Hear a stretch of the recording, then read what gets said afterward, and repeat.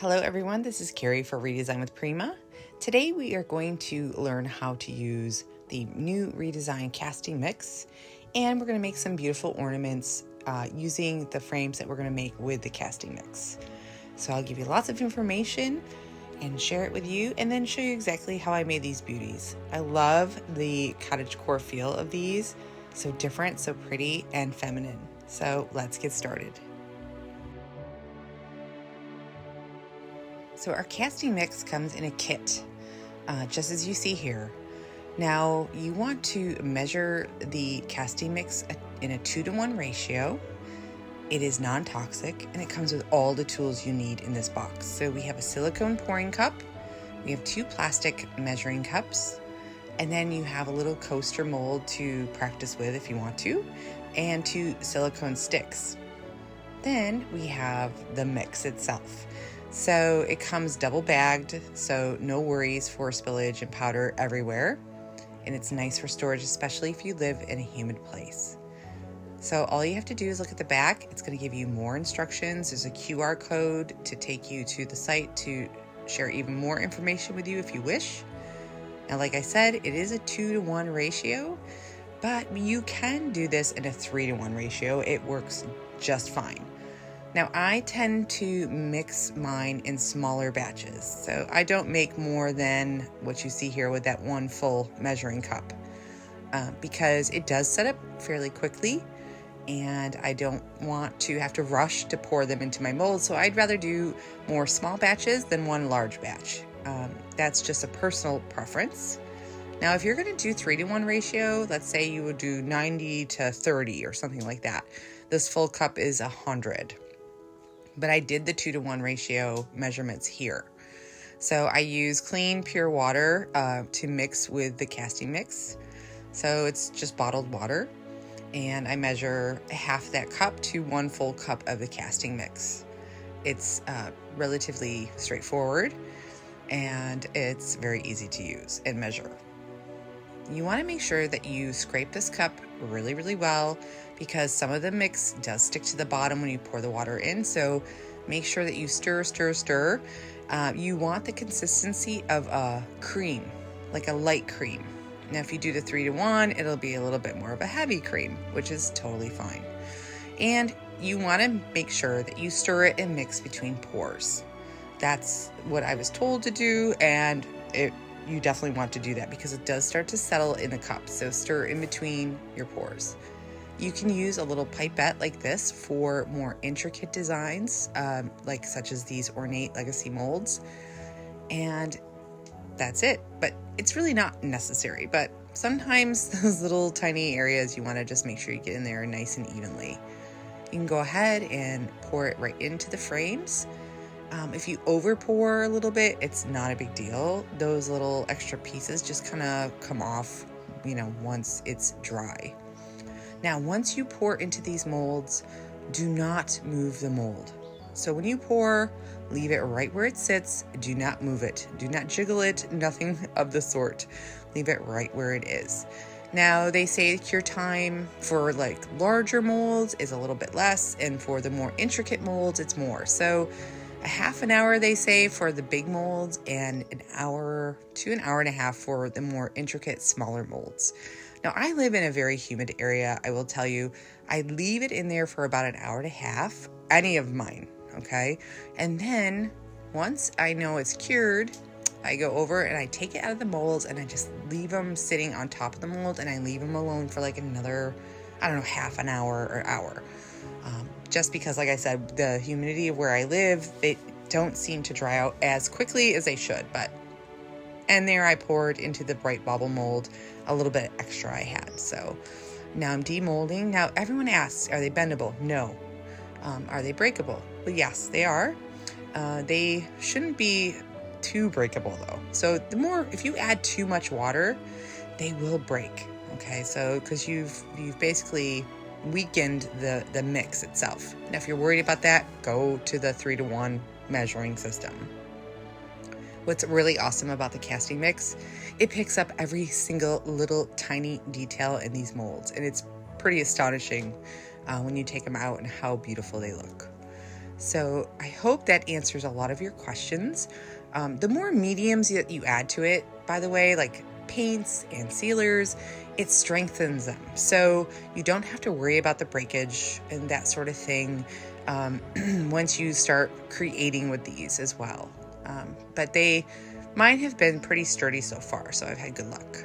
Now we're going to get into the painting of the frames. I'm using the Antique Sage chalk paste by Redesign, and I'm using my Finnabair brush, and I'm getting in all those little nooks and crannies and trying to make sure that I get a nice even coverage. And then I also have Manor Coffee. So I did 2 different colors. So the Manor Coffee is kind of like a light cocoa. It's so pretty and beautiful.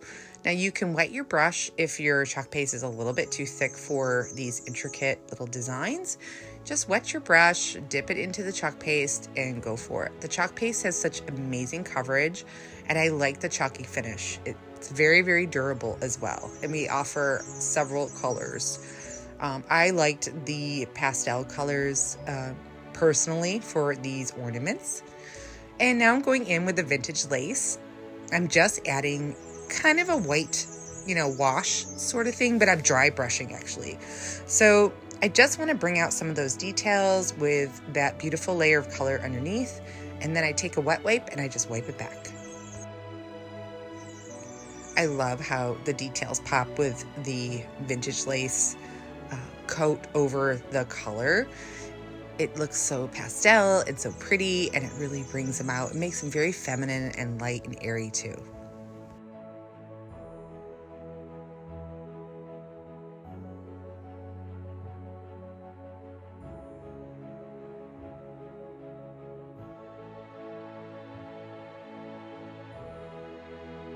Now I give the paste about an hour or 2 to dry. I let them dry very thoroughly before I start working with them and making my ornaments.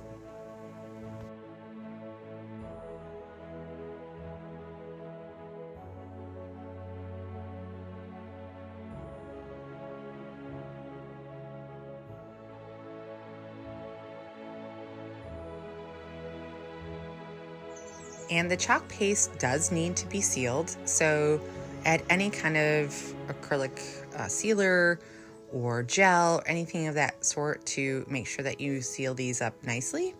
And it will make them even more durable, especially the paint finish. And usually the chalk paint doesn't come off very easily anyway, but I always seal mine.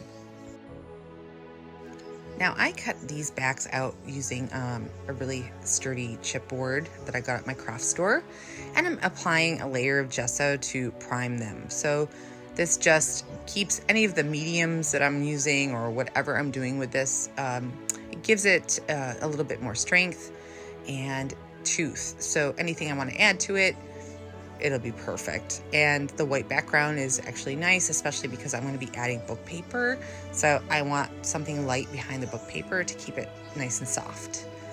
I'm going in with my Finnabair soft gloss gel to apply these to the book paper.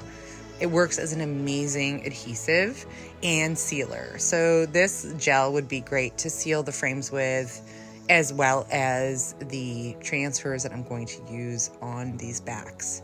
And if you're interested in the sizes or a file for these backs, let me know. I will try to provide one for you.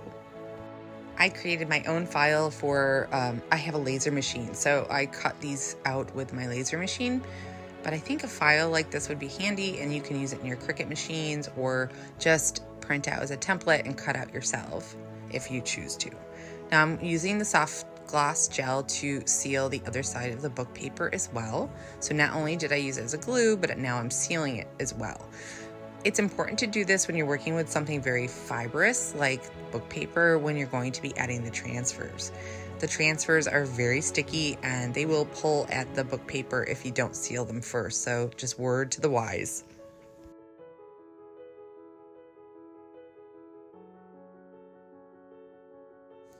I also make sure that my glue is dry before I start using my craft knife to cut around the shapes for the backs of my frames. If it's still wet, it's going to be a mess and it won't cut as nicely. And I also make sure that I use a nice sharp blade when I do this as well.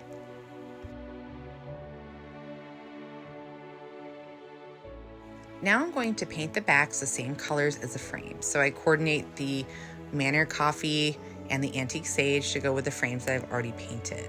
So this just finishes off the backs nicely. And with the gesso on there, it also makes it possible for me not to have to add so many layers of the chalk paste. So I think I added 2 coats of the chalk paste, nice thin layers, let them dry, and you're good to go. Now I'm going to add my leftover transfers. This is the Belle Epoque set and the Gilded Memories H2O transfers. I'm going to layer them together. I did this in another video where I made I updated some of my home decor with that combination, and I loved it so much. I thought it would look great as little ornaments as well. So I'm just cutting out little pieces that I want to use. I put the frames there just to make sure that it's going to look good, it's going to fit, and all that good stuff. And it's so awesome that you can layer the transfers so you can make your own designs as you go. And I'm using leftovers so nothing goes to waste. These gorgeous roses are going to look so amazing over the book paper. The roses with the book paper give off that cottage core or the grandma core sort of vibe that's really popular right now. Or even like in the shabby chic sense. I guess that's a new way to name shabby chic. But I just think together they look so pretty. And they went onto the book paper so easily because I had sealed it like I mentioned before. And I use the frames to make sure that whatever I add or mix together is going to show up on the backing.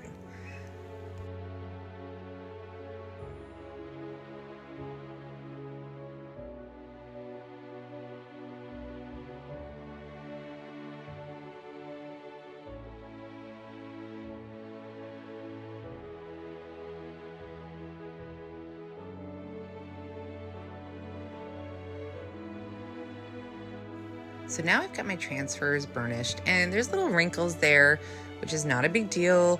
Sometimes it happens. So I just use my Redesign polishing pad just to remove any air bubbles and wrinkles as for a nice smooth finish. It works every time. Now I'm using little pieces from the Gilded Memories H2O transfers. I love how they look layered over the roses, and they're so easy to use. Peel off the protective sheet, lay them down onto your surface with a little spritz of water, and then spritz the backs. And then I leave them just for a little bit and let that paper really get nice and wet and release the transfer. So when I go to peel off the protective sheet here that you see, they'll be perfectly fine. You just have to take your time, and the results are instant and amazing. I think the H2O transfers are just so easy to use. I'm actually spoiled by them, and I love them. And if you haven't tried them, I highly recommend that you do. They're just so fun. They go on glass, mirror, paper, anything you can think of. And I don't usually have to seal them when I put them on glass or mirror. Now I'm just adding my super glue to the frames and gluing it down. This is a 2-part gel super glue. So it has a reactive spray, and it literally binds within seconds, so you don't have to wait very long.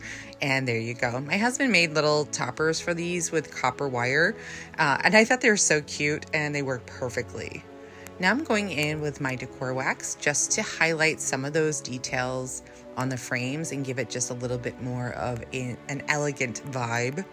I will have all of the products that I used in the description, along with links to find these if you're really interested in trying them out. And please let me know if you have any questions about anything that I've done in this video in the comments. I always answer, and I try to help out. And if you have additional ideas, please let me know, because that would be, I love having discussions with some of our viewers. It's so fun, and I love hearing your ideas as well.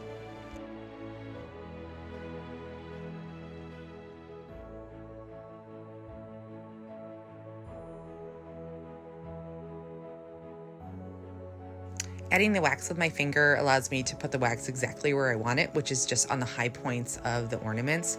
You can use a brush. You're definitely going to get a heavier coverage if you decide to use a brush with the wax, which is perfectly fine.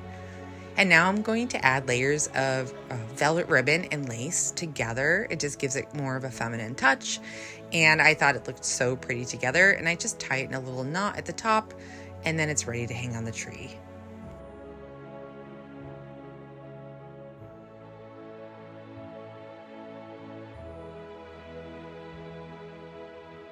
I'd also love to know what you guys would like to see next as far as ornaments.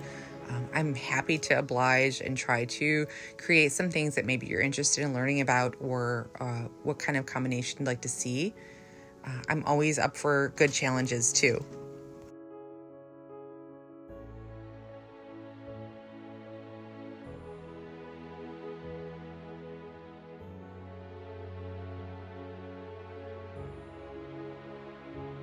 So like I said before, I'll have all of the links, the product links for you in the description, and then you can go and find these products on your own.